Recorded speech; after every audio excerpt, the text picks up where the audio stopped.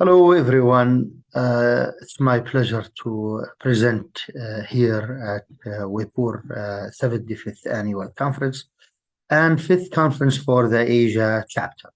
I will be talking about Arab Barometer survey experience and some of the results that we had done in Kuwait. I will be comparing between the two ways that I have the pleasure to part of this great project and the team that we did in Kuwait, so 2018, 2020. I'm Samir Abu Rumman, and this paper is prepared with Michael Robbins. He is the director of the Arab Barometer in Princeton University. I have the pleasure to work with him since a couple of years.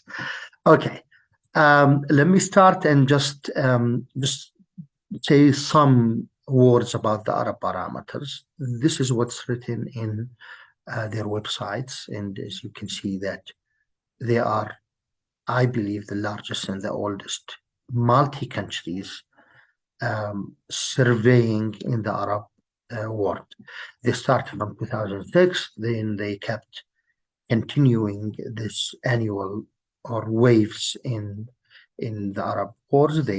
They try to include as much countries as they can.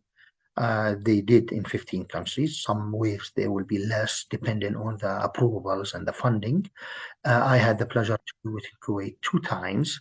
And also we are proud that Kuwait is the only Gulf country that involved in this project in the last 2 waves. There were other countries before.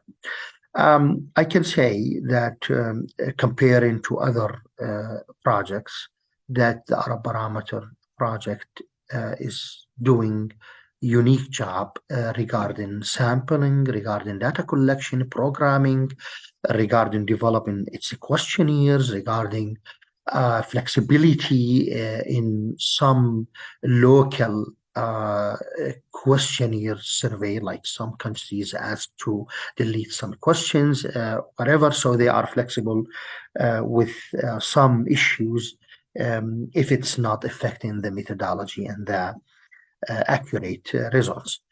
So this is my impression about Kuwait. It's also one of the unique surveys that it's done still face-to-face. It's cost a lot, but they are strict with different with this methodology. Though I did it 2 times, one with Gulf Opinions and one with World of Opinions. World of Opinions is one of the Kuwaiti companies doing surveys and studies, and also registered in Jordan and the United States. These are some partners, some projects, some statistics of the studies we have done. This is a quick overview of comparing the different methodologies, items, and descriptions of the survey between 2018 2022. As you can see, there is not a big differences regarding the sample number or the methodology and the data collection method. This is something we usually do because it's a field work and we have to knock the doors of the household. So we try to get the approval from the Central Statistical Bureau in Kuwait, which is the one responsible for giving us approval. This time we had also to get an approval from the Kuwaiti Ministry of Interior. There is an important maybe issue here that we have to delete some questions. In 2018, we approximately deleted 15% of the questionnaire, but in 2022, we're sorry that we had to delete upon the request of the CSP. About 30%. This is also different. After we get the approval, this is the training sessions as usual. We usually do this pre-planning and also publish some of our projects so the population feel safe, and also our interviewers and team feel safe. They have this all equipments, as you can see. We also have some videos. This is an old video. We're talking about Arab Barometer. We publish it in another time so people might see it, the interviewers might see it and feel that this is a good project dependent and related to a good university such as Princeton.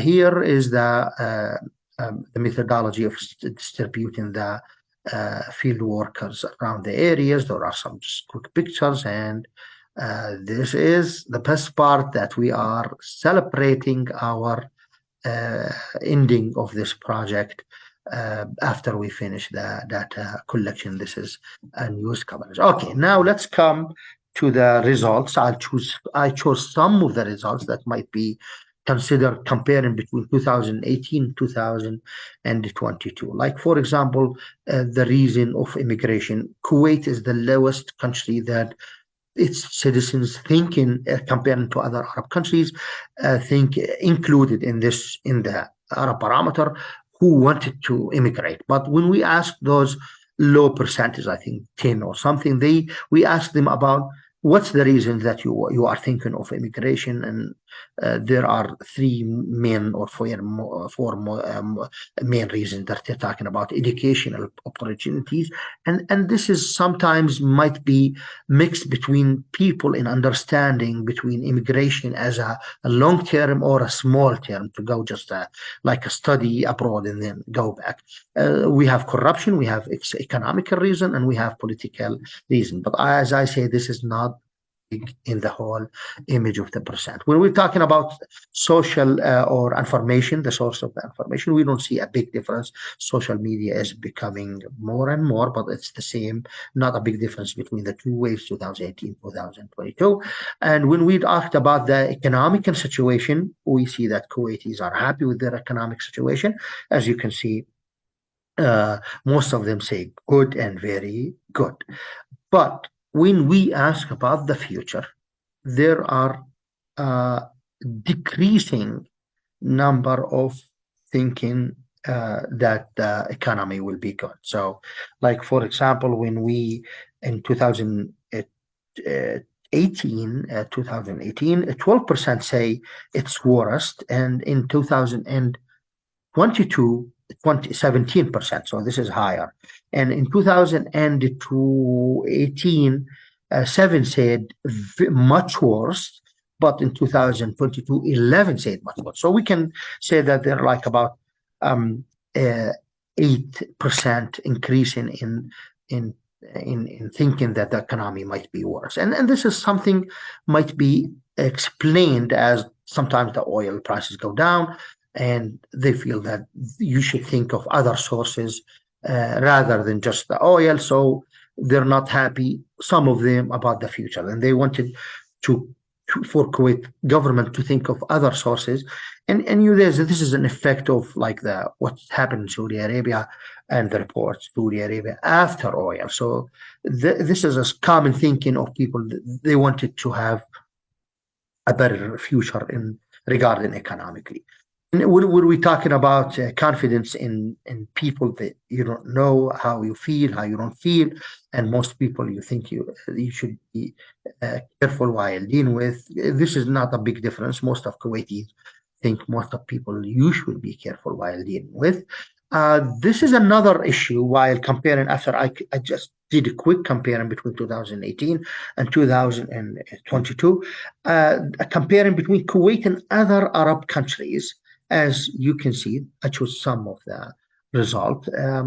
When we're talking about the biggest environmental challenges, Kuwait is not that big difference. It's just in the range of the other Arab countries. But when we're talking about recycling bottles, water bottles, Kuwait is one of the lowest countries that its citizens reuse the bottle. And this is not related to cost, or this is maybe logic that Kuwait, when you're talking about high level of living, they're not caring of cost living savings. So that's why it's not that much. It's 21%, and it's the lowest in the Arab, and comparing with the Arab countries included in this Arab Barometer wave.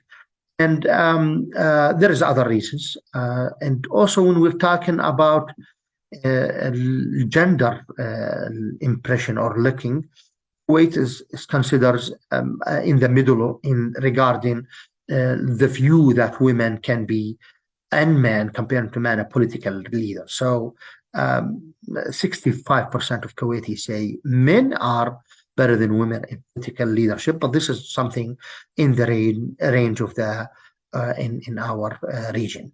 And barriers regarding